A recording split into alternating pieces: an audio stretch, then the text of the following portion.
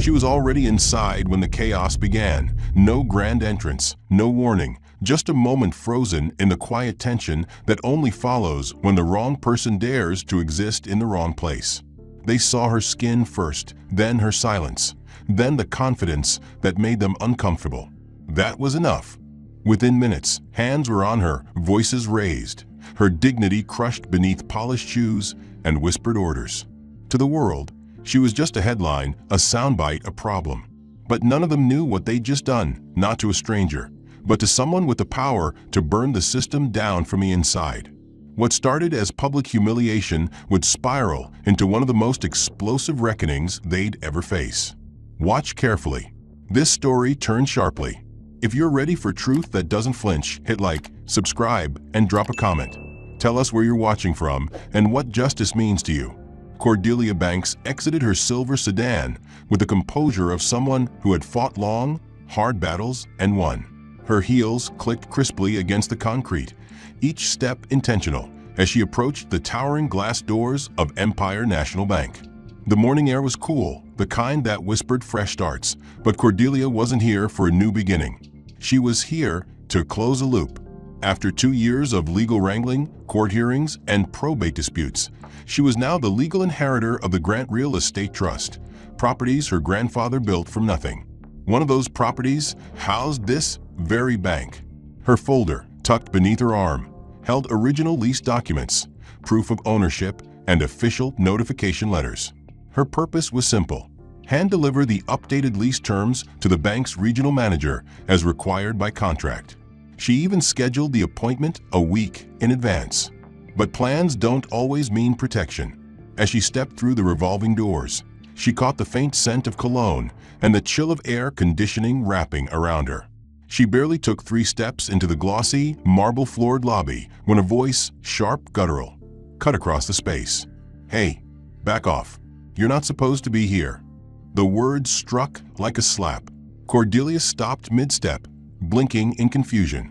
She glanced around. No alarms, no rush of panic, no visible threat. Just her, standing with papers in hand. But the voice belonged to a tall security guard rushing toward her, hand already resting on the baton at his hip. His badge read Trent, and the scowl etched across his face told her he wasn't asking questions. He was issuing orders. "Excuse me," she asked, holding her folder tighter. "I have an appointment with Mr. Dorian, the regional manager. I'm just here to deliver. I said you need to leave." Trent barked, cutting her off as he closed the distance. "Now, you're making a mistake," Cordelia said, trying to stay calm. "I have documents. My name is Cordelia Banks. Please." That was all she got out. Trent didn't hesitate. He reached out, grabbed her forearm roughly, and wrenched it to the side. The folder slipped from her grip, contents spilling in every direction. Legal documents fluttered across the pristine floor like dry leaves. Cordelia gasped, stumbling backward. "Let go of me," she cried, her voice cracking as she tried to resist.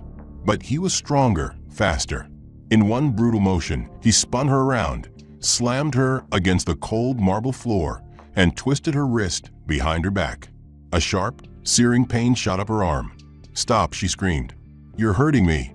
Her cheek scraped the floor, her blazer tore at the shoulder seam, and a small crowd of bank patrons and employees watched in stunned silence. Some pulled out phones, others averted their gaze. No one stepped forward. "You don't get to march in here like you own the place," Trent muttered through gritted teeth as he pinned her down. "You people think you can just demand attention and disrupt everything." From the corner of her eye, Cordelia saw a middle-aged man in a tailored gray suit emerge from an office. His name tag read Dorian. Their appointment was scheduled for 9:30. It was 9:27. He crossed his arms, watching as if this were a minor disturbance and not a violent assault. "Mr. Dorian," Cordelia called out, trying to raise her head. "Tell him, I have a meeting with you." He didn't move. "Trent, handle it," he said, then turned and disappeared into his office again. Cordelia was lifted roughly to her feet, still held by the wrist, pain radiating from her elbow. The torn edge of her blazer flapped limply as she was marched toward the doors. Her documents lay scattered behind her, unnoticed and ignored. "No, wait." please." "This is a mistake," she shouted. Her cries echoed off the walls, bouncing between teller windows and glossy marble. No one answered. No one stopped it. Trent shoved her through the door, out into the morning glare. She stumbled on the steps, nearly falling. A passerby glanced her way, but kept walking. Someone across the street raised their phone and began recording. She reached for her documents, those important legal papers that now lay scattered across the pavement like litter, fluttering in the breeze kicked up by passing cars. As she tried to collect them, a hot splash of liquid struck her neck. She gasped and turned her head just in time to see a coffee cup roll to a stop beside her. Someone walking past had thrown it, without warning, without words, just tossed the steaming liquid at her as if she were garbage blocking their path. Laughter came next. Not loud, not overt, but unmistakably cruel. Cordelia looked up to see two teenage boys filming her from across the street, one holding his phone vertically while the other muttered something about crazy Karens pulling stunts. She opened her mouth to speak, to defend herself, but no sound came out. Her voice felt lodged in her throat, thick with rage, humiliation, and the bitter taste of injustice. Inside the bank, faces peered out from behind the tinted glass, but none of them moved. Not one person came out to help. Not the teller who had watched Trent drag her. Not the manager who had scheduled her meeting. Not a single employee. They simply stared, satisfied to see the scene play out beyond the safety of their walls. Cordelia wiped the coffee from her neck with her sleeve, feeling the wet fabric stick to her skin. Her breathing was shallow, her dignity shattered.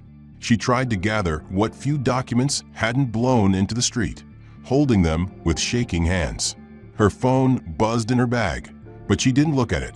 What could she say to anyone right now? That she'd been manhandled by a security guard in broad daylight while delivering official documents to a tenant of her property?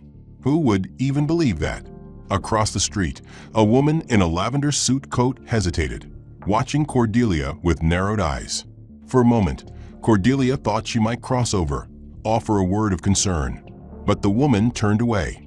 That was the hardest part, not the pain, not even the public humiliation, but the apathy, the total, casual indifference to her suffering. When she finally reached her car and sat inside, slamming the door shut, her hands were still trembling. Her reflection in the rearview mirror looked back at her with wide, reddened eyes. She didn't cry. She wanted to, but the tears refused to come, as if even her grief had been stunned into silence. 10 minutes passed before she could start the engine. When she finally pulled away, she didn't drive home. Instead, she went straight to her attorney's office. She needed anyone, to see this for what it was. A violation, an assault, a mistake that would cost that bank everything. Or so she thought. By the time Cordelia arrived and explained what happened, her attorney, a calm, methodical woman named Latrice Hammond, was already scrolling through her phone with a tight expression. "It's up already," she muttered, turning the screen toward Cordelia. There it was, a shaky, vertical video of the incident. From the moment she entered the bank to the second Trent shoved her outside. The footage didn't show her documents, didn't show the calendar invite, didn't show her saying the name Dorian. It captured only her face and her screams. The headline read, "Security stops violent attempt at fraud in local bank." Beneath it were thousands of comments, most siding with the guard, many mocking her appearance. One read, "That's what happens when you think looking professional means you're entitled to everything." Another simply said, "She's lucky they didn't call ICE." Cordelia stared at the screen, numb. "They think I was stealing something," she said finally. "They think I'm some con artist." Latrice nodded, her voice taut with anger. "They edited it. Cut the beginning. You can tell, it's choppy right before you speak. Someone inside wanted this to look a certain way." Cordelia closed her eyes. "How do we fix it?" "We don't," Latrice replied. "Not today. We file an assault claim. We collect your appointment records. We subpoena the surveillance footage." "But Cordelia," she paused, "you need to prepare yourself. This is going to get worse before it gets better." And it did. Within 24 hours, local news picked up the story. A conservative blog amplified it, labeling her a race hustler playing victim for a payout. Her work inbox overflowed with hate mail. Anonymous calls bombarded her cell. One message said, "Hope you enjoyed jail time, scammer."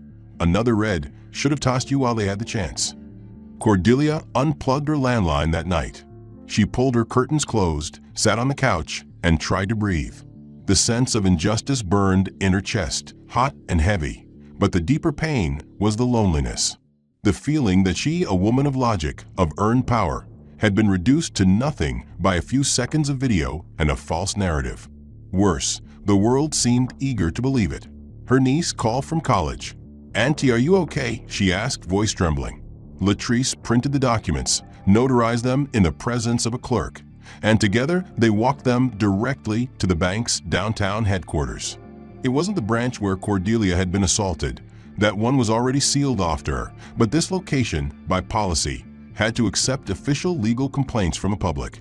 At the front desk, a woman with frosty blonde hair and a practiced smile accepted the folder, stamped a receipt, and promised it would be processed and escalated within 48 hours.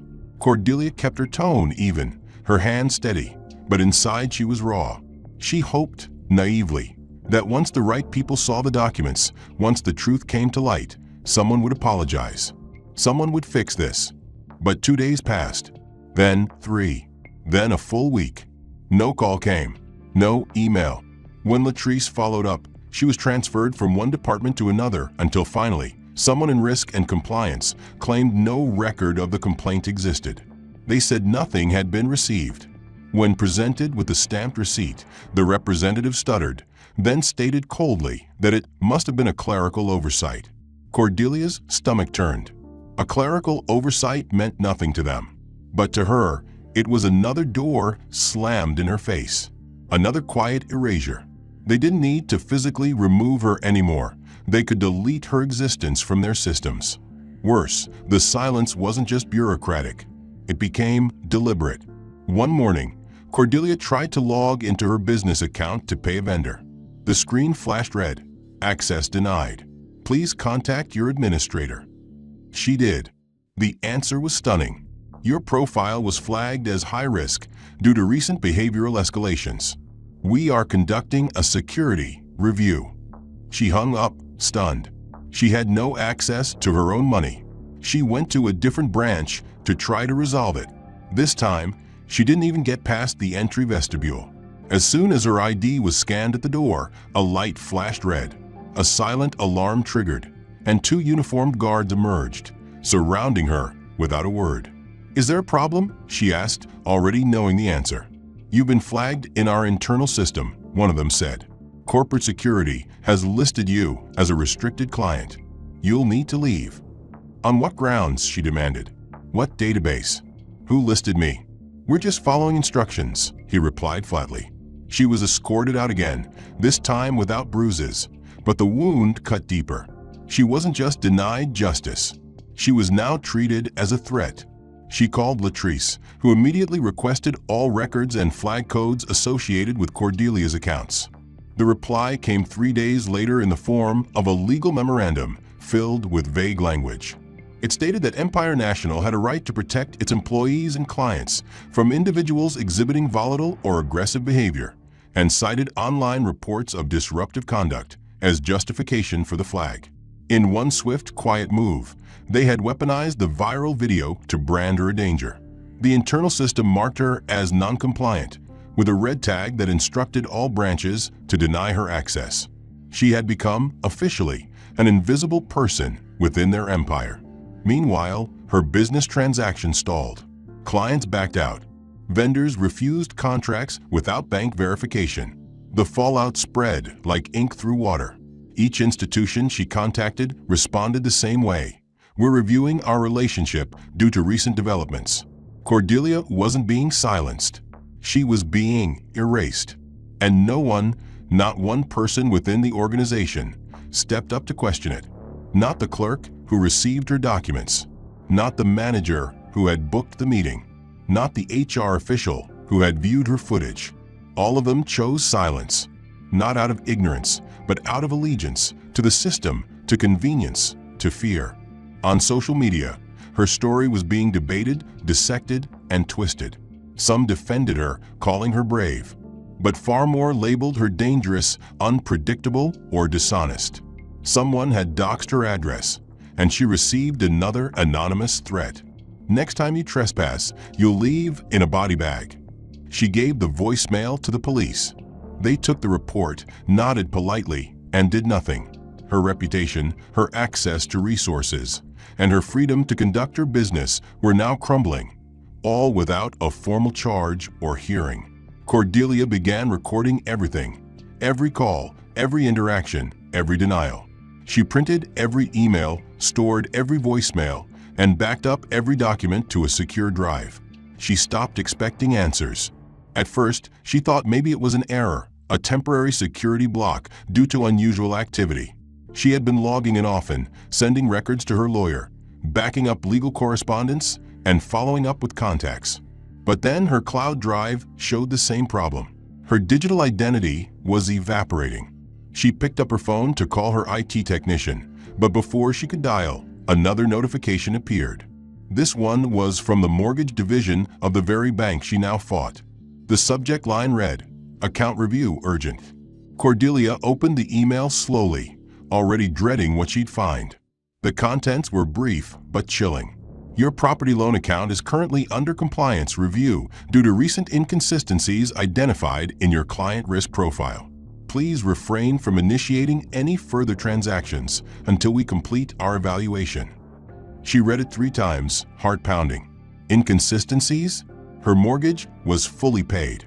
She had the documents to prove it, signed and notarized just months prior when she cleared the last of the balance. She called the helpline. They kept her on hold for over an hour before transferring her 3 times. When someone finally picked up, their answer was vague and cold. "It's just an internal audit process, Ms. Banks." Routine. But Cordelia knew better. Nothing about this was routine. This was part of a campaign, a quiet dismantling of her identity, one piece at a time. With her digital access cut and her property flagged, she decided to leave her apartment and go straight to the courthouse to retrieve her original deed filings in person. As she reached for her bag, another email came through. This one stopped her cold. It was from the Professional Board of Real Estate Compliance. Subject: Notice of Suspension. The message informed her that her license to operate as a commercial property liaison had been temporarily suspended pending an investigation into alleged misconduct. She sat down slowly, blinking at the words. Alleged misconduct. There was no case number, no complainant listed, no incident detail. Just a generic statement and a digital signature. Cordelia's license was her livelihood. Without it, she couldn't act on behalf of clients. She couldn't enter into contracts. She couldn't even advocate for herself in her role as a property owner without risking additional penalties. She tried calling the licensing board. Voicemail. She left a message, tried another number, waited on hold, and when a receptionist finally answered, they simply said, "The matter is being reviewed.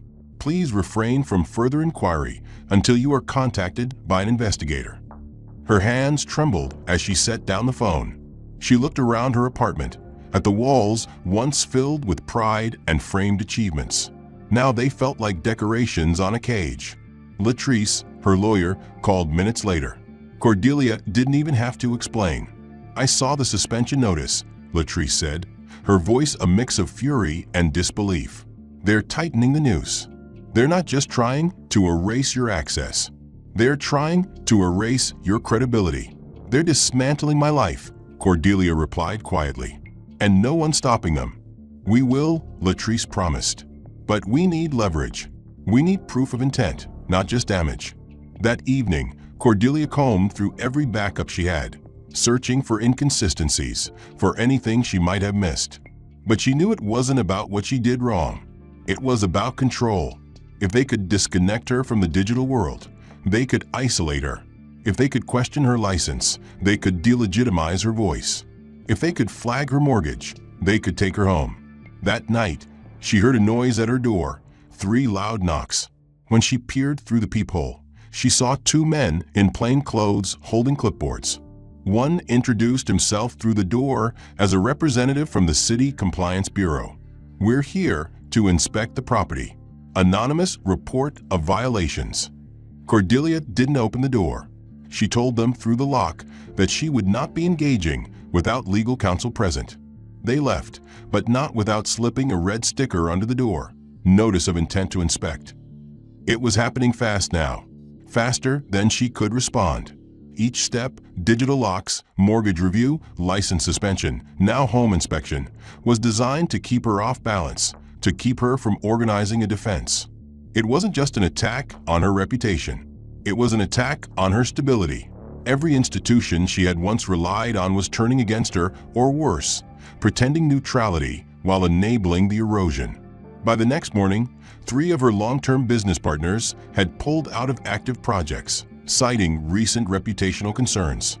One firm she had mentored for years even sent a letter asking her to remove herself from future joint ventures until her name was cleared.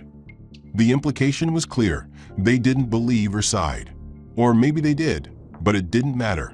Cordelia now carried the stigma of accusation without proof, suspicion without trial. In this system, that was enough. She was falling through a trapdoor, and the people around her were pulling it closed rather than lending a hand. Alone in her apartment, she finally cried. Silent tears, no sobs, just a slow unraveling of composure. No one wanted to be associated with a woman whose name triggered search results filled with accusations, speculation, and controversy. Each headline cast her in the shadow of guilt, never once offering her side. Then, as if to confirm the next stage of her undoing, her phone buzzed with a new email. The subject line read, "Notice of court filing temporary restraining order." She opened it with numb fingers, her heart already sinking. It was official. The legal team representing Empire National Bank had filed for a restraining order against her, claiming that she posed an ongoing threat to their operations. The language was methodical and brutal. They accused her of exhibiting repeated aggressive behavior toward bank staff, of making unauthorized attempts to access restricted areas, and of disrupting operations in a pattern consistent with harassment. Her mouth fell open as she read the list of falsehoods. None of it was true. Every one of her visits had been documented. She had never once raised her voice, never threatened anyone, never violated protocol. She had walked in with legal documents, with appointments confirmed, and had been attacked, dismissed, and silenced. But here they were, rewriting the narrative under the cover of legal language. She immediately called Latrice, who promised to file an emergency objection, but the damage was already taking root. A restraining order, even a temporary one, would show up in databases, on professional background checks, in real estate and business filings. It was a red flag she couldn't afford. Not now, not with everything else hanging by a thread. And then came the final insult, the footage. Someone had leaked a short clip of the incident to a local news station, and within hours it had been shared across dozens of platforms. Cordelia watched it, stunned, as her own image appeared on screen. But it wasn't the truth. The footage had been edited. Gone was the first half of her entrance, her calm demeanor, her professional greeting to the receptionist, her patient wait at the desk. Instead, the clip began abruptly, just as Trent approached. The angle was tight, the audio distant. Her voice sounded sharp, desperate, as she pleaded for him to stop. The video showed her reaching for her folder, which was cut to look like she lunged.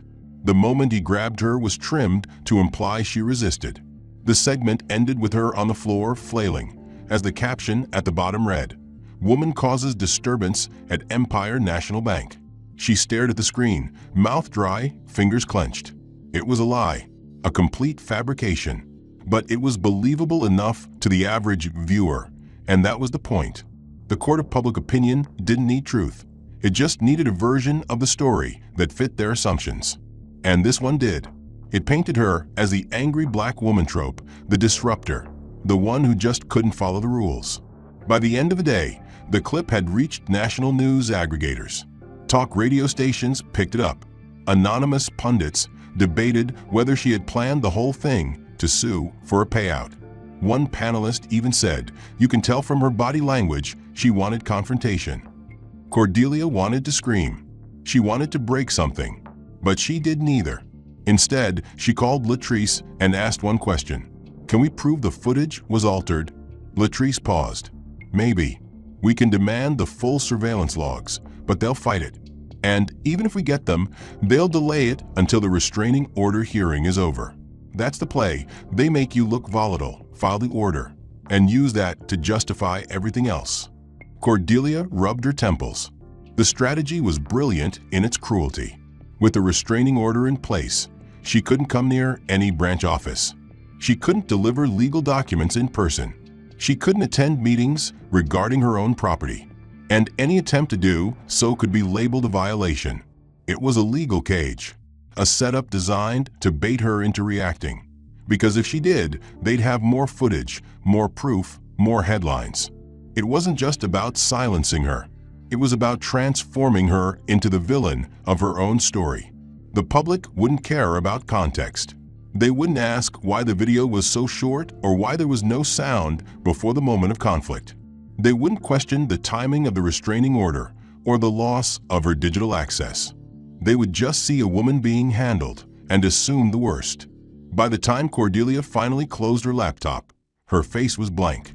Her name was being stripped of credibility. Her voice was being edited out. Her rights were being turned into liabilities.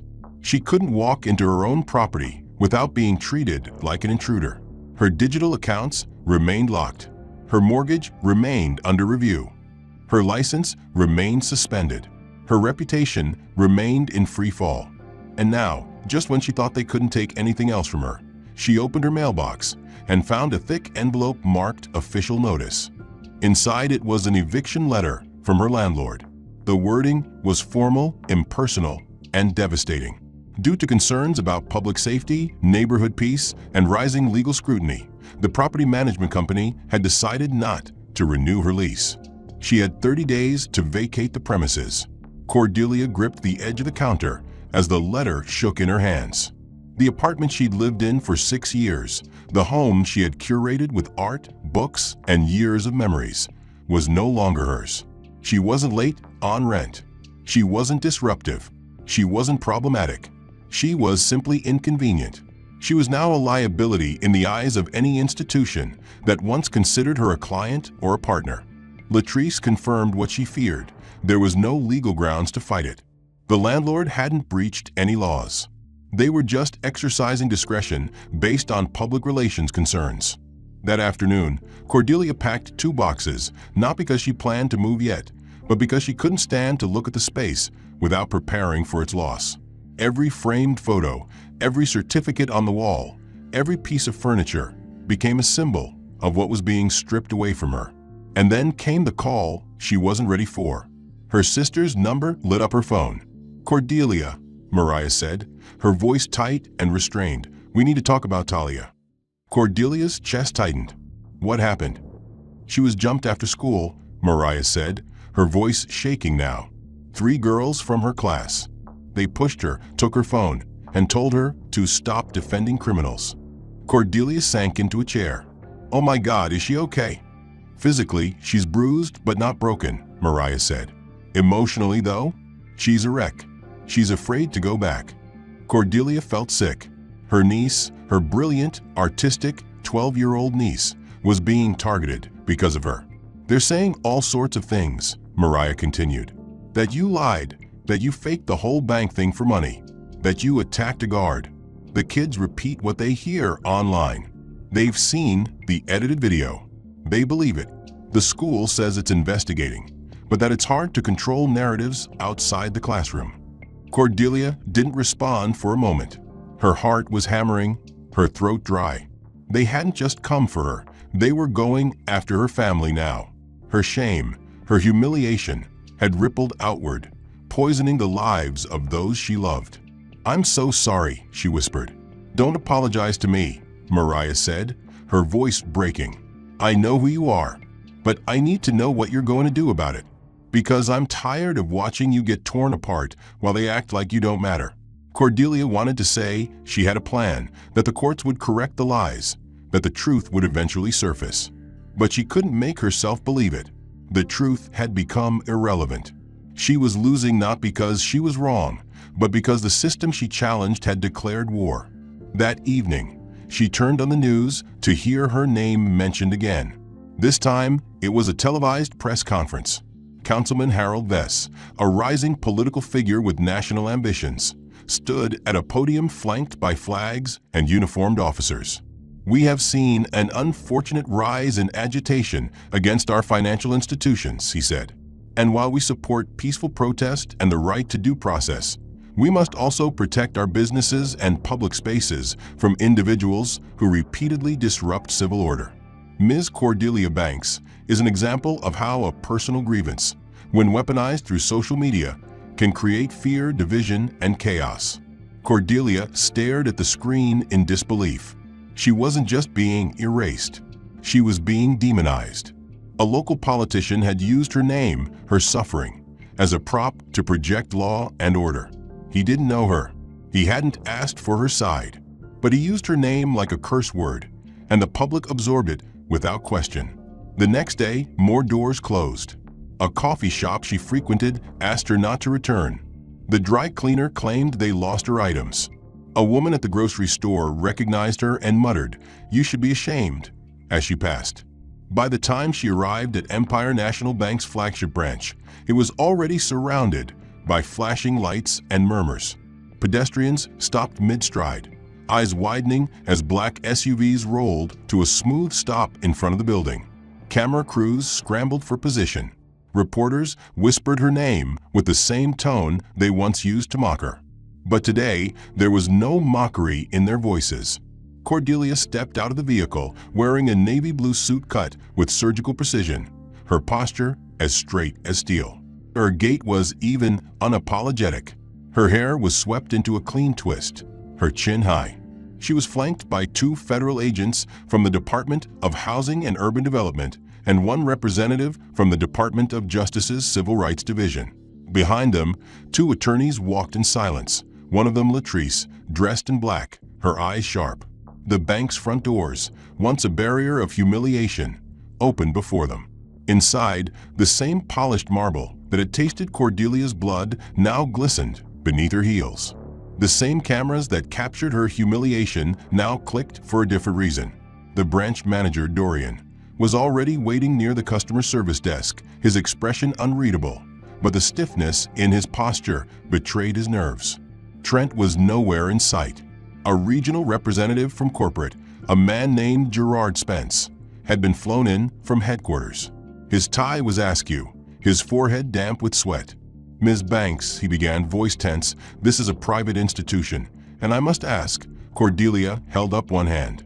The press had been instructed not to follow inside the bank, but their cameras were rolling outside. She didn't need them inside for this part. Her team carried a black leather case. Latrice opened it slowly and extracted a thick binder marked in gold. Property ownership and lease agreements, verified originals. Cordelia took the binder herself and placed it directly on the front desk. "Mr. Spence," she said calmly, her voice cutting through the tense air like a razor, "I am here today not as a customer, but as your landlord. You attacked me, defamed me, and expelled me from a property that your institution leases.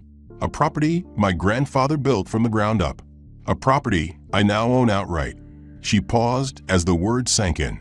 Spence blinked, speechless. Cordelia continued, "The building you're standing in is owned by a real estate trust called Grant Equity Holdings. That trust transferred majority control to me 8 months ago. My visit here on the day of the incident was to hand-deliver lease amendment documents that your manager was scheduled to review. I have emails, timestamp calls, and security logs to prove every word." She opened the binder to the relevant section and handed a page to the agents. The lead investigator took it, glanced at it, and gave a slight nod. "Leasehold ownership verified," he said to Spence. "You refused your landlord entry, you assaulted her, and then you filed a restraining order based on manipulated footage." The silence that followed was loud enough to hum. Spence looked like he might faint. Dorian stepped backward. A teller gasped quietly. Cordelia didn't stop. Not only was I denied lawful entry, she continued, but your team then initiated a campaign to erase my identity and destroy my livelihood. You had my mortgage flagged, my professional license suspended, my complaint erased, and your agents tampered with surveillance footage. That footage, by the way, has now been authenticated as doctored by federal forensic experts. She turned toward Dorian. And you, Mr. Dorian, watched it happen. You allowed it. You condoned it. He opened his mouth to speak, but no words came. Cordelia took a breath. She wasn't angry now. She was unshakable. Today, I am filing civil and federal claims against Empire National Bank for defamation, assault, violation of housing and civil rights, falsification of public evidence, and obstruction of legal process. My attorneys have already filed preliminary complaints. Subpoenas are in motion. Every branch that treated me like a criminal will be held accountable. Every person who contributed to the collapse of my professional identity will answer under oath. The agents handed sealed envelopes to both Spence and Dorian. It showed Cordelia standing firm, documents in hand, naming each violation committed against her. And it showed the federal agent confirming her legal ownership of the property. But what caught the public's attention was what came next. In a press conference held later that evening on the steps of the federal courthouse, Cordelia stood flanked by her legal team and agents from HUD and the DOJ. The air was thick with reporters, microphones, and silence waiting to be filled. Cordelia took the podium with poise and unflinching resolve. Over the past 2 months, she began, I have endured an orchestrated campaign to erase my credibility, silence my voice, and destroy my livelihood. The actions taken by Empire National Bank weren't just immoral, they were illegal. She held up a folder marked Exhibit A. This bank violated federal housing and equity laws, including the Fair Housing Act, the Equal Credit Opportunity Act, and Title VII of the Civil Rights Act. They denied service, falsified legal documentation, restricted access to financial accounts based on racial and gender bias, and distributed doctored surveillance footage to justify those actions. She flipped open the folder and revealed notarized affidavits, one after another. These documents include sworn statements from former employees of Empire National who have come forward. Whistleblowers. They confirm what I've experienced is not unique. It is systemic. Gasps rippled through the crowd. Journalists jostled for better views. Cameras zoomed in on the exhibits. What happened to me, she continued, is part of a broader pattern of exclusion and abuse. I have filed formal charges with the Department of Justice and the U.S. Housing and Urban Development. Civil and criminal investigations are now underway. By the time she stepped down from the podium, her name had ceased being a punchline and become a battle cry. That night, HUD agents executed a warrant to secure all financial and compliance records from the bank's flagship branch. The building was locked down under federal order. Dorian, the branch manager, was escorted out by plainclothes agents as employees watched in stunned silence. The footage, released hours later, showed him refusing to speak to reporters, his expression tight, his hands shaking. The following morning, subpoenas were issued to 7 senior executives, including Gerard Spence. Their assets were frozen, travel restricted, and private communication devices seized. It became the highest-profile civil rights banking case in over a decade. Every bank that had participated in the blacklisting, every official that had remained silent, suddenly found themselves under scrutiny. What was once written off as corporate protocol was now viewed through the lens of discrimination and retaliation. Civil rights groups rallied in support of Cordelia. Advocacy organizations offered legal aid to others who had faced similar treatment. Former clients of the bank stepped forward with complaints of their own. A class action lawsuit began forming within days. And inside Empire National, the panic set in. Compliance officers scrambled to locate missing complaint files. IT departments were pressured to explain why Cordelia's digital footprint had been erased. Public relations executives attempted to spin the narrative, but it was too late. The court of public opinion had shifted. Social media erupted with hashtags like #StandWithCordelia and #BankOnJustice. Politicians who had once echoed falsehoods against her now tried to reposition themselves. Even Councilman Harold Vess, who had labeled her a threat to civil order, issued a shaky statement claiming his words had been taken out of context. But the damage to their reputations was irreversible. Meanwhile, Cordelia's legal team filed injunctions to freeze the assets of the branches directly implicated in her case. And they won. Within 72 hours, 3 bank locations were placed under audit review and forced to suspend operations. Clients withdrew millions in deposits. Investors fled. Board members resigned. The institution's stock plummeted. It wasn't just a scandal. It was a collapse. And Cordelia stood at the center, not as a victim, but as a force of reckoning. Yet, even as her enemies crumbled, she remained composed.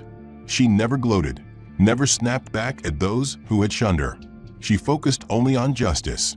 When asked by a reporter how she felt seeing the people who once humiliated her now facing consequences, she replied simply, "They didn't just attack me. They attacked what I represent. They attacked fairness, access, and dignity. And that is what they now have to answer for." Her words echoed across the internet. Think pieces emerged overnight analyzing the layers of systemic bias, legal manipulation, and institutional cowardice that had allowed her persecution. Colleges began assigning her case study to law students. Journalists began investigating other banks for similar behavior. Cordelia had not only exposed one corrupt institution, she had sparked a national conversation. And all of it was rooted in the truth she refused to surrender. But even as the world began to shift in her favor, she knew the fight wasn't over. There were still hearings to attend, settlements to secure, and damage to undo. Video evidence, once doctored to discredit Cordelia, was now fully restored and authenticated by federal forensic analysts.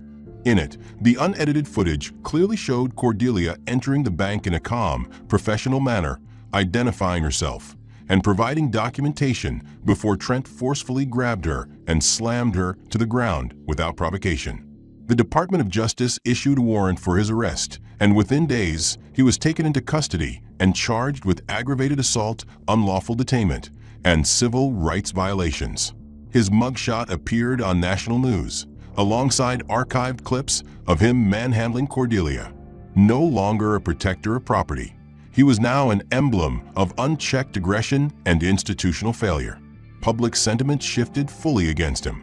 Even his former employers issued a statement distancing themselves, claiming he had acted beyond the scope of his training and without authorization, a desperate attempt to salvage their own crumbling brand. But accountability didn't stop with Trent. Dorian Ashby, the branch manager who stood idly by while Cordelia was assaulted and later participated in filing a fraudulent restraining order, was next. Following a detailed federal review of internal communications, Dorian was found complicit in multiple cover-ups, including suppression of complaints, falsification of customer incident reports, and coercion of staff to support misleading narratives. The federal report stated that Dorian had not only failed to intervene, but had actively enabled a hostile, discriminatory environment. He was terminated from Empire National with cause, stripped of severance and benefits. But Cordelia didn't stop there. Her legal team filed a separate civil suit against him personally.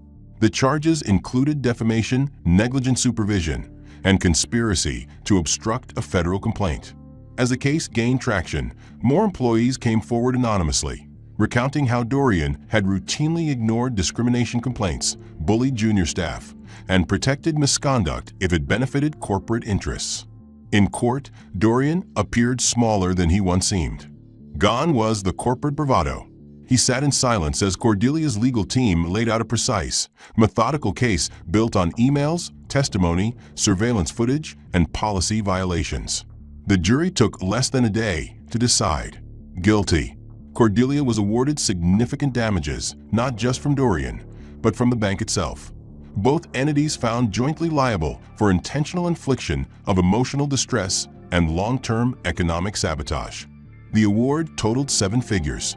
When asked afterward what she planned to do with the settlement, Cordelia stood before a press conference, calm and measured. "I didn't fight this battle for money. I fought it for justice, she said. And now, I'm reinvesting every dollar into something this system failed to support: minority-owned businesses. We are launching the Justice Forward Initiative, a funding program to support entrepreneurs and creators who are denied fair access to capital because of the same bias that nearly destroyed my life. Her words lit up newsrooms and social feeds. What had once been a tragedy had now become a movement. Cordelia's foundation opened with immediate applications from across the country. Seed money from the lawsuit was distributed to over 30 startup founders in its first round, prioritizing Black women, formerly incarcerated individuals, and community developers. Each grant came with mentorship support, legal consulting, and digital infrastructure aid. Everything Cordelia had been denied during her darkest moments. Former adversaries now reached out in support. The same university that had quietly revoked her guest lecture slot now asked her to deliver a keynote on systemic reform. A national civil liberties nonprofit offered her a board position. Her story was featured on the cover of a major magazine, titled "The Woman Who Faced a Bank and Won." But the most powerful validation didn't come from headlines or awards. It came from those who once stood silent. Former clients wrote to her in apology. Several employees from Empire National resigned publicly, citing her courage as their awakening. Some of them even volunteered for her initiative, helping ensure that others would not be trapped by the same institutions that failed her. Cordelia moved into a new apartment, her lease fully under her own management. She hung new pictures on the walls, photos of her niece smiling, a framed newspaper clipping of her victory, and a letter from a young entrepreneur who received his first investment through her program. Her bank account, once locked and frozen, was now hosted at a small, Black-owned credit union she had helped fund. Her professional license had been reinstated, her mortgage cleared, her reputation not only restored, but elevated. The shadow that once loomed over her name had been banished, replaced by recognition, honor, and gratitude. And yet, she remained grounded. "What happened to me," she told a small gathering of supporters, "was never about one person." Months passed, but the ripples of Cordelia Bank's victory continued to widen. The Justice Forward Initiative had grown from a regional program into a nationally recognized organization, empowering voices long ignored by financial institutions. Cordelia, once silenced and stripped of dignity, now stood as a symbol of restoration, not just for herself, but for anyone who had ever been told they didn't belong. Yet amid all the success, Cordelia never lost sight of what her journey truly meant. This had never been just about reclaiming her reputation or exacting punishment on those who wronged her.